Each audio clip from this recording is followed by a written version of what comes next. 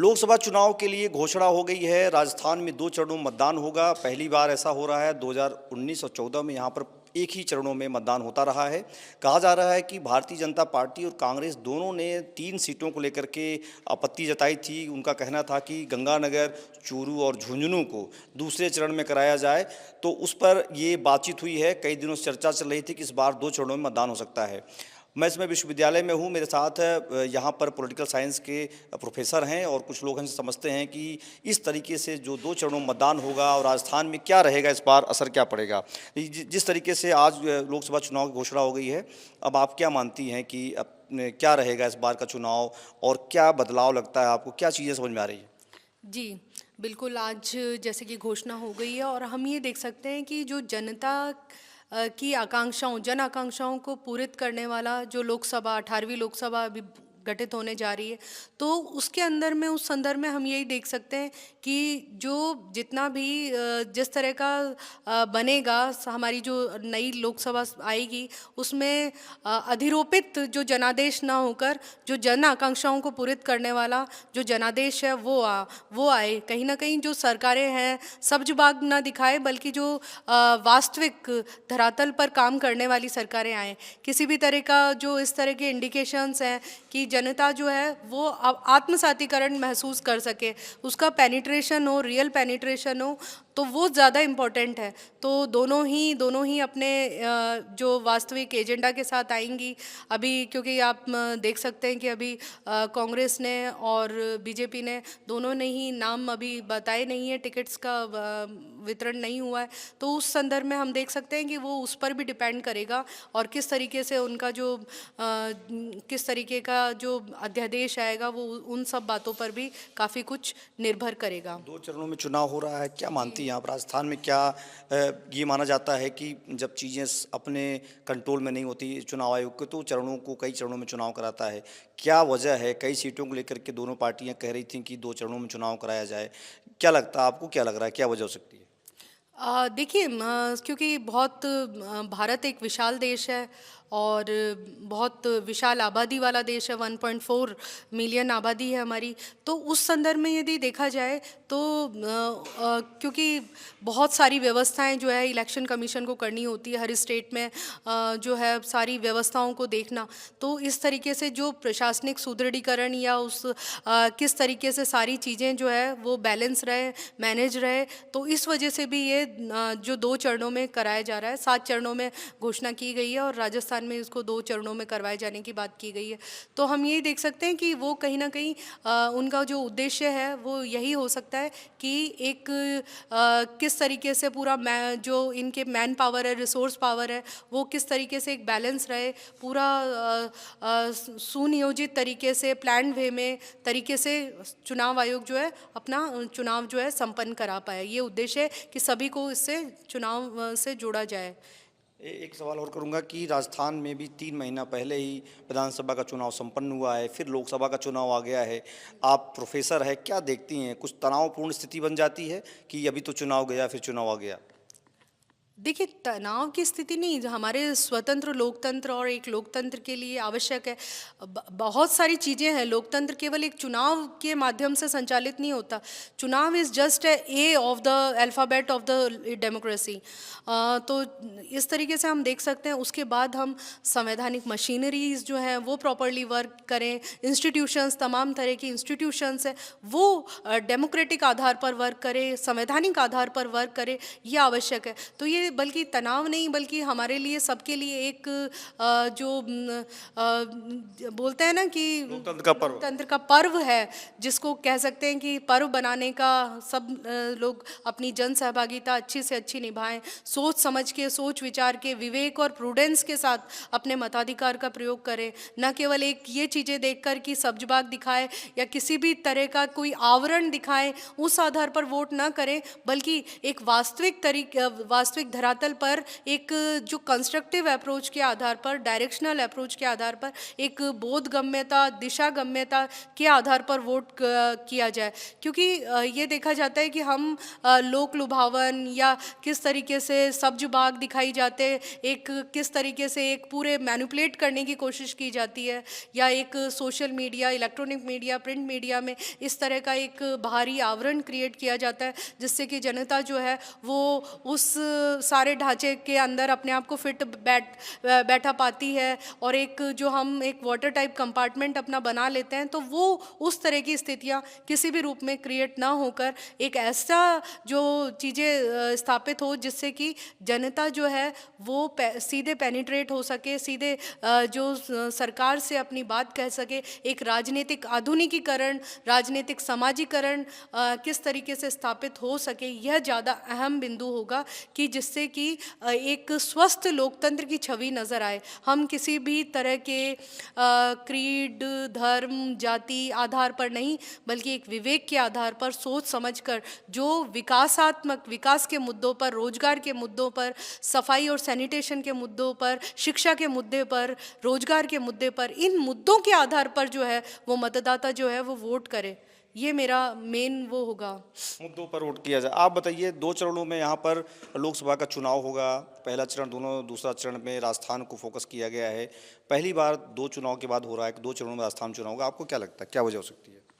देखिए, भारत का निर्वाचन आयोग दुनिया के सबसे बड़े लोकतंत्र में चुनाव कराने का बीड़ा अपने कंधों पर लेके चलता है, और कभी आपको मौका मिले तो पड़ेगा, चुनाव आयोग वहाँ तक पहुँचता है जहाँ एक सिंगल वोटर भी होता है। तो 2 चरणों में चुनाव कराने से चुनाव आयोग को अपनी सारी व्यवस्थाएं करने के लिए बेहतर समय मिलेगा, अच्छी व्यवस्थाएं हो पाएंगी। और मेरी एक आशा है कि जो भी जैसे मनी पावर का रोल होता है, मसल पावर का रोल होता है, मिस इन्फॉर्मेशन होता है, अगर 2 चरणों में चुनाव हो रहे हैं तो इनके ऊपर भी चुनाव आयोग बेहतर तरीके से कंट्रोल कर पाए। ये अच्छी कंट्रोलिंग होगी। लेकिन ये यहाँ पर चूंकि भाजपा और कांग्रेस दोनों ने विधानसभा चुनाव के बाद एक मांग की थी कि इस बार कुछ क्षेत्रों में थोड़ा सा दबाव बन जाता है तो वहाँ पर करें, ये उनका अपना मसला है। लेकिन आपको क्या लगता है, किन मुद्दों पर राजस्थान में चुनाव होना चाहिए, किन मुद्दों पर लोग मतदान करना चाहिए? क्योंकि एक विधानसभा का चुनाव हुआ है, फिर लोकसभा आ गया है। देखिए, जैसा आप सब लोग पढ़ ही रहे होंगे कि अभी नव मतदाताओं की संख्या में भारी इजाफा हुआ है। 2 करोड़ के करीब नव मतदाता हैं, जिसमें करीब 16,000 राजस्थान से आते हैं, और युवाओं में काफ़ी उत्साह है। बहुत सारे पहली बार ऐसे युवा होंगे जो वोट डालेंगे, और उनके लिए डेफिनेटली करियर में अच्छे अवसर उनको मिलें, और उनकी जो भी इच्छाएं हैं, उनकी जो भी आकांक्षाएं हैं, वैसी उनको पूर्ति करने वाली एक सरकार सत्ता में आए, जिससे युवाओं को एक दिशा भी मिले, उनके सपनों को पंख भी मिले, और उनके सपने पूरे भी हों। तो ऐसी सरकार जो इस युवा शक्ति को भारत के विकास में आगे अच्छे से टैप करने में सक्षम हो, ऐसी सरकार आए। आपको कोई मुद्दा लगता है, कोई बड़ा मुद्दा राजस्थान में? जो 2 चुनाव हो गए, लोकसभा के तीसरा चुनाव है, और यहाँ पर बड़ा मुद्दा क्या हो सकता है? राजस्थान में देखिए, बड़ा मुद्दा, क्योंकि भौगोलिक दृष्टि से और जनसंख्या की दृष्टि से, या जिसे हम कहें नव मतदाताओं की दृष्टि से भी यहाँ पर एक बड़ा भारी इजाफा है। तो रोजगार और शिक्षा के बेहतर अवसर, ये सारे मुद्दों पर मुझे लगता है कि इस बार फोकस ज़्यादा करना चाहिए। ज़्यादा करना चाहिए। अब कि एक युवा भी हैं, आप बताइए, 2 चरणों में मतदान होगा राजस्थान में।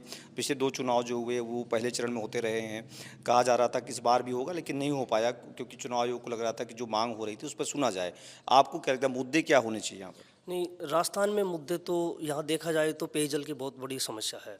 तो अभी गवर्नमेंट ने ERCP योजना लागू करी है, तो सबसे बड़ा मुद्दा तो बेरोजगारी और पेयजल के ऊपर। जो नए मतदाता रजिस्टर्ड हुए हैं, तो वो मेरी उम्र के या फिर नए मतदाता हैं जिनको रोज़गार चाहिए, पीने के लिए पेयजल चाहिए, स्वास्थ्य चाहिए, तो वो अपने इन्हीं मुद्दों को ध्यान में रखते हुए वोट करेंगे। और लगभग राजस्थान में 20 लाख नए मतदाता रजिस्टर्ड हुए हैं, और 5 करोड़ से ऊपर टोटल मतदाता हैं। तो इन्हीं को ध्यान में रखते हुए चुनाव आयोग ने 2 चरणों में चुनाव करवाने का निर्णय लिया है, जिससे सहजता हो, स्वतंत्र और निष्पक्ष चुनाव हो सके। आपको क्या लगता है कि अभी 3 पहले एक चुनाव खत्म हुआ, फिर दूसरा चुनाव आ गया, यहाँ लगातार होता रहा इस तरीके से, तो क्या लगता है, जो दूर बैठे लोग, उनको लगता है राजस्थान को 2-2 चुनाव एक आसपास देखना पड़ता है, इसका कोई दबाव रहता है युवाओं में? बिल्कुल आम जनता पे दबाव आता है, महंगाई बढ़ती है। तो अभी जो पूर्व राष्ट्रपति के मतलब उनके निर्देशन में एक वन नेशन वन इलेक्शन। बिल्कुल, तो उन्होंने अपनी रिपोर्ट सौंपी है राष्ट्रपति महोदया को। तो वो बहुत बड़ा अच्छा निर्णय होगा अगर लागू होता है तो, क्योंकि बार बार चुनाव में जाना पड़ता है, सरकारी मशीनरी उसमें लगती है, टीचर्स जो स्कूलों में पढ़ा नहीं पाते वो चुनाव में लगे रहते हैं। तो 5-6 महीने तक राजस्थान जो है आचार संहिता में लगा रहता है, 3 महीना उधर 3 महीना इधर। बिल्कुल, गवर्नमेंट अपने चुनाव की तैयारी करती है कि विधानसभा से कंप्लीट हुए तो लोकसभा में लग जाओ, लोकसभा से कंप्लीट हुए तो पंचायत चुनाव में लग जाओ। तो विकास के मुद्दों को पर ध्यान ही नहीं जाता कि आचार संहिता में प्रदेश झेल रहा है। बिल्कुल। तो ये यहाँ देखिए, यहाँ हमने एक शिक्षक और एक युवा से बात की। आप बताइए ज़रा कि चुनाव की घोषणा हो गई, समझ में आ रही बात आपको? जी जी जी क्या लग रहा है, क्या होने वाला है? जी, देखा जाता है कि चुनाव में कई तरीके की चीज़ें की जाती है, जैसे कि कोई क्या कर रहे हैं, कोई क्या कर रहे हैं, है कि नहीं। और उसमें कई तरीके के ऐसे करते हैं कि कोई चीज़ें फ्री में बांटना, कोई क्या करना, कोई क्या करा, इस तरीके का कभी होना नहीं चाहिए देखा जाए तो। मतलब चुनाव जो है मुद्दों पे लड़ा जाना चाहिए। और आप मतदाता को कह रहे हैं मतदान भी मुद्दों पे होना चाहिए। जी, मतदान पे होना चाहिए। जैसे कि मान लो कि कई जगह पे चीज़ें फ्री बांटते हैं, कोई मोबाइल बांट रहा है, कोई अनाज बांट रहा है, कोई क्या बांट रहा है। उसका असर पड़ता है चुनाव पे? असर तो पड़ता ही है सर, असर जिस तरीके से पड़ता है वो बेकार है इस तरीके से चुनाव। अच्छा, एक चीज़ बताइए कि अभी 3 महीने पहले विधानसभा का चुनाव हुआ, फिर लोकसभा का चुनाव है, आचार संहिता लग गई आज से। अब 2-3 महीने तक राजस्थान में कोई बड़ी घोषणा सरकार नहीं कर पाएगी, तो क्या लगता है इसका असर पड़ता है यहाँ पर? असर तो कई तरीके का है, जैसे नहीं हो सकता है ऐसा। अच्छा, नहीं हो सकता। आप बताइए, आप कुछ जानकारी रखते हैं तो। अभी एक लास्ट सवाल करते हैं कि आप बताइए, ये जो एक सवाल मेरा यही है कि राजस्थान लगभग 5 से 6 महीने तक आचार संहिता में लगा रहेगा, 3 महीना पहले 3 महीना अब, तो 6 महीने में जो पढ़ाई लिखाई है, जो शासन है, प्रशासन है, जो काम है, वो फंसता है कहीं नहीं फंसता है? देखिए, एक हम जब लोकतंत्र का पर्व बना रहे हैं, इतनी बड़ी व्यवस्था स्थापित कर रहे हैं, तो थोड़ा बहुत जो सिस्टम है वो होता है, लेकिन उसकी हमने वैकल्पिक व्यवस्थाएं सब लोग अपनी करते हैं। कभी भी जैसे जो बूथ है, पोलिंग बूथ बनाए जाते हैं, तो उससे व्यवस्थाएं प्रभावित ना हो, तो इसके लिए हर स्थान पर हमने वैकल्पिक व्यवस्थाएं भी कर रखी है, जिससे कि अध्ययन अध्यापन की प्रक्रिया जो है वो प्रभावित ना हो। क्योंकि डेमोक्रेसी के लिए ज़रूरी है चुनाव, और उसमें थोड़ी बहुत तो चीज़ें आती है, लेकिन ये चीज़ इतनी महत्व जो है उस तरीके से नहीं रखती, क्योंकि हमारा जो देश है वो इतनी विशाल आबादी वाला देश है, और उसमें मैनेजमेंट और तरीके से, दूसरे तरीके से मैनेजमेंट किए जा सकते हैं। महत्वपूर्ण बात यह है कि जो चुनाव है वो बहुत ही एक रचनात्मक तरीके से, विकासात्मक तरीके से एक सही दिशा में संपन्न हो। एक जो वोटर है वो हमारे जो अच्छे जो उम्मीदवार हैं उनको चुनकर लाए। हमारी जो सरकार जो स्थापित हो, देश की सरकार ऐसी स्थापित हो जो वास्तव में विरासत की सियासत न करके एक विकास की इबारत को लिखने का प्रयास करे। एक किस तरीके से एक अधिरोपित आदेश न बनकर एक जनादेश जो है वो सभी के सामने आए। एक जो मैनेजमेंट के आधार पर चुनाव न लड़कर एक वास्तविक रियलिटी के आधार पर चुनाव लड़ा जाए, जिसमें कि जो बहुत जो मुद्दे हैं, क्योंकि हमारा जो भारतीय संविधान है उसमें यही बात निहित है कि हम अपना जो साइंटिफिक टेम्परामेंट और एक ह्यूमैनिटेरियन अप्रोच जो है वो डेवलप करने का काम करें। हमारे जो प्रस्तावना प्रियम्बल है, जिसमें कि हम भारत के लोग, वास्तव में हम भारत के लोग वास्तव में अपने आप को जो है सशक्त महसूस कर सके, एक संप्रभु राष्ट्र के रूप में देखा जा सके, जिसमें कि समानता, बंधुत्व और न्याय की जो वास्तविक स्थापना है वो कर सके। आर्टिकल 21 जो कहता है कि जीवन का अधिकार सुनिश्चित रहे, आर्टिकल 19 जो कि सभी को जो है अभिव्यक्ति की स्वतंत्रता प्रदान करता है वो सुनिश्चित रहे, और सभी लोग चाहे वो किसी भी काल और परिस्थिति में हो तो अपनी बात कहने में सक्षम हो, अपनी बात रखने में सक्षम हो, अपना वोट देने में सक्षम हो, सही व्यक्ति को वोट देने में सक्षम हो और सही सरकार चुनने में सक्षम हो। यह कोशिश जो है वो हर स्तर पर, हर लेवल पर, फ्रॉम टॉप टू बॉटम की जानी चाहिए। तभी सही मायने में हमारा जो सशक्त लोकतंत्र है हमारा, क्योंकि भारतीय लोकतंत्र ऐसा है, ये कोई आज की परिपाटी में डेवलप हुआ लोकतंत्र नहीं है। यदि हम बहुत पहले वैदिक काल में जाके देखेंगे तो वहाँ भी तब भी सभा समिति विदत नामक जो संस्थाएं थी वो कार्यरत थी।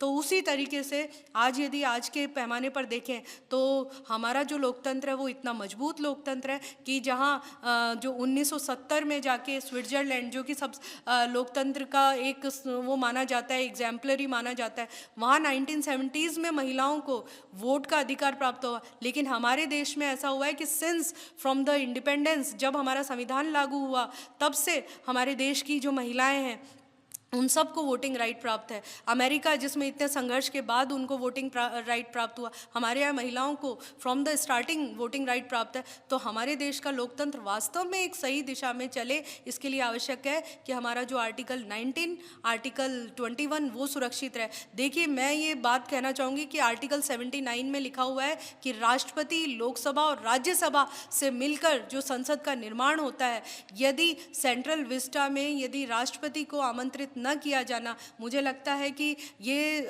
जो है किसी भी रूप में उचित नहीं है। हमारी जो राष्ट्रपति हैं उनको भी उसी तरीके से, क्योंकि first citizen of the India, she is first citizen of India, और उनको भी उसमें महत्वपूर्ण भूमिका, उल्लेखनीय भूमिका उनकी होनी चाहिए थी।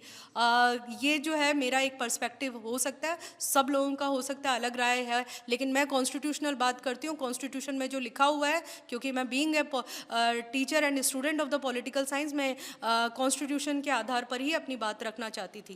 Thank you. ये देखिए, यहाँ पर अब ये आखिरी सवाल आपसे करूँगा कि जिस तरीके से घोषणा हो गई है, बाद में संसदों पर भी हम लोग आएंगे, संसदों का कितना काम रहा, किन सांसद ने कैसा काम किया, जनता क्या चाहती है। आज चूँकि घोषणा हुई है, इस पर आपसे एक लास्ट सवाल करूँगा कि क्या देख रही हैं, राजस्थान को अब किस मोड में ले जाया जाएगा? 3 महीने तक आचार संहिता लगी रहेगी, आज तमाम बड़े बड़े फैसले हो रहे थे, सब फैसले हो गए, लोगों को फिर उम्मीद होगी लोकसभा के बाद फिर एक बार सरकार एक्टिव होगी? हाँ, बिल्कुल। जिस तरीके से हम देख रहे हैं कि वोटर टर्नओवर बढ़ता चला जा रहा है, पिछले इलेक्शंस में ये 66.67 था, तो मुझे पूरी उम्मीद है कि इस बार भी वोटर टर्नओवर काफ़ी अच्छा जाएगा। हो सकता है 70-75 क्रॉस कर जाए, और ये जितने न्यू वोटर्स हैं, जितने भी नव मतदाता हैं, ये पूरे उत्साह के साथ इसलिए वोट डालेंगे, अपने भविष्य के लिए वोट डालेंगे कि आने वाली सरकार इनके सपनों को पूरा करे, इनकी आकांक्षाओं को एक मार्गदर्शन दे, गति दे। तो अभी आज जिस तरीके से राजस्थान 2 चरणों में यहाँ पर लोकसभा का चुनाव होगा, मतदान होगा, उसमें तमाम बड़ी संख्या में वोटर्स भाग लेंगे। विधानसभा के बाद लोकसभा, इसमें कई पार्टियाँ विधानसभा में अपने अपने ताल ठोक रही थी, लेकिन फिलहाल अभी तो अगर देखा जाए तो कांग्रेस और भाजपा की ही सभी सीटों पर प्रत्याशियों के नामों का अभी इंतजार पड़ा हुआ है। 15 सीटें भाजपा की, 10 कांग्रेस का पाई हैं, लेकिन अब कहा जा रहा है कि कल कई सारे लिस्ट और आएंगी प्रत्याशियों की, भाजपा कांग्रेस की, क्योंकि सबको इंतजार था लोकसभा चुनाव के घोषणा की, और घोषणा हो चुकी है। एबीपी लाइव के लिए संतोष कुमार पांडे, जयपुर।